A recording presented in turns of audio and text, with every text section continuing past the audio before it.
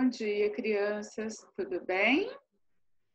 Hoje é quarta-feira, dia 22 de julho de 2020. Vamos para a nossa aula de arte, tá? Abram o livro de vocês aí na página 13, que eu vou explicar para vocês a matéria e nós faremos os exercícios juntos, tá? Aí nós vamos continuar vendo sobre os materiais que nós podemos usar em arte, tá? Materiais.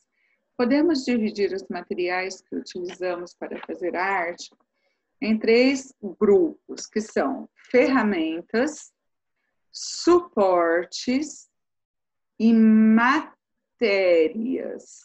tá? Vou repetir: ferramentas, suportes e matérias, tá?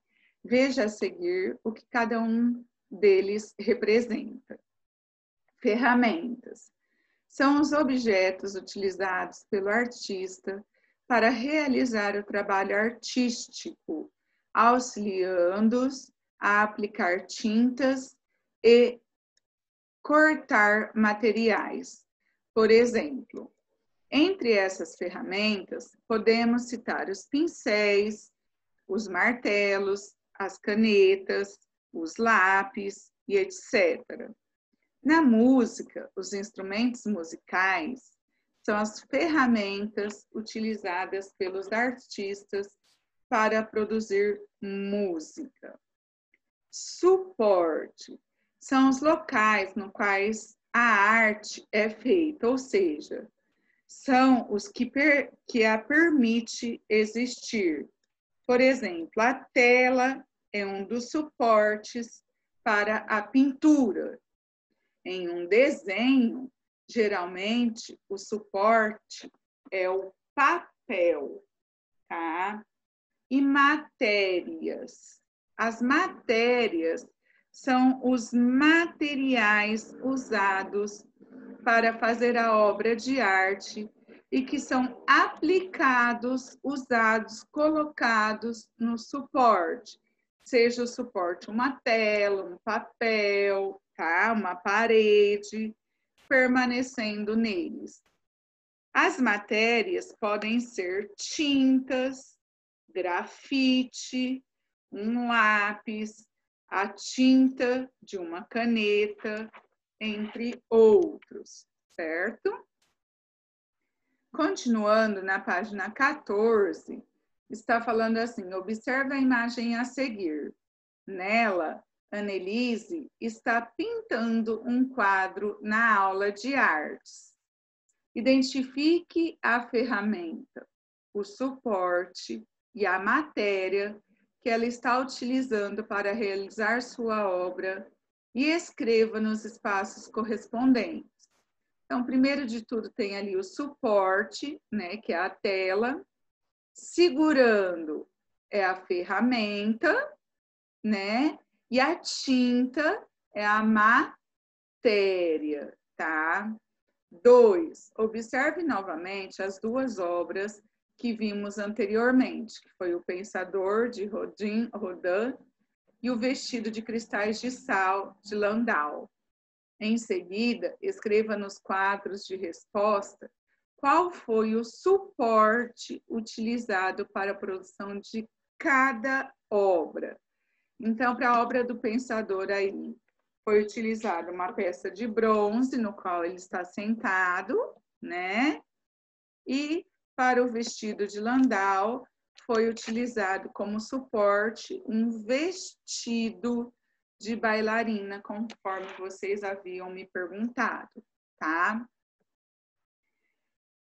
A brincadeira é, vocês vão em duplas com o papai, com a mamãe, com quem vocês estiverem em casa, vocês vão fazer um desenho, tá?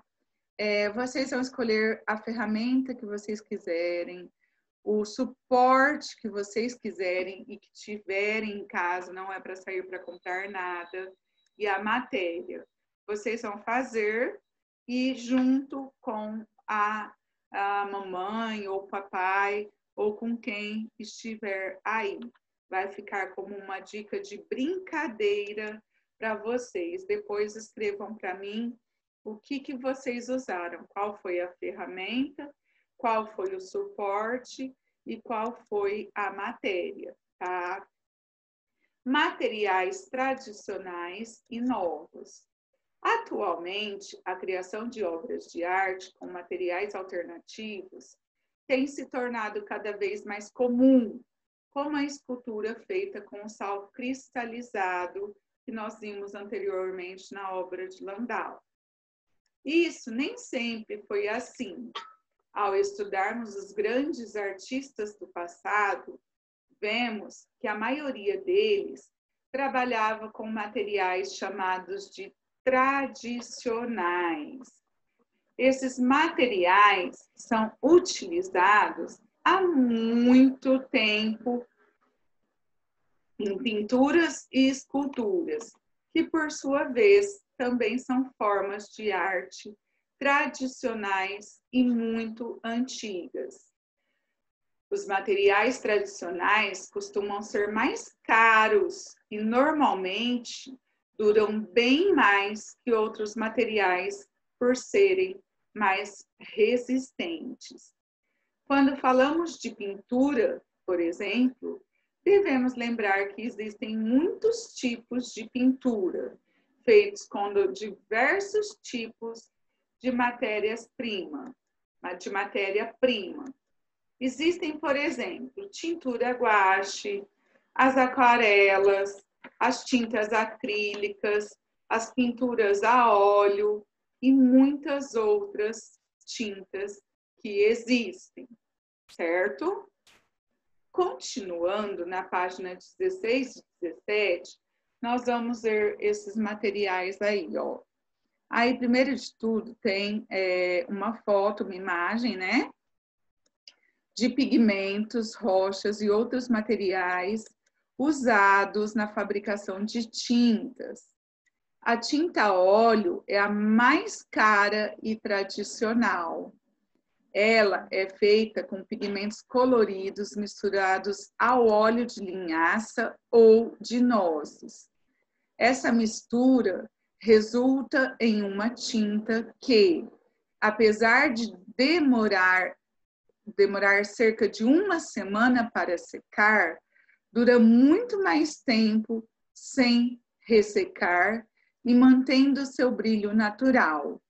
O mesmo não ocorre com a aquarela ou o guache, que eles secam, ressecam e racham, acabam rachando, tá? Antigamente, os próprios artistas precisavam preparar suas tintas, o que não era nada fácil. Já pensou no trabalho que isso dava? Isso sem falar que os óleos eram caros, assim como as substâncias necessárias para dar cor às tintas.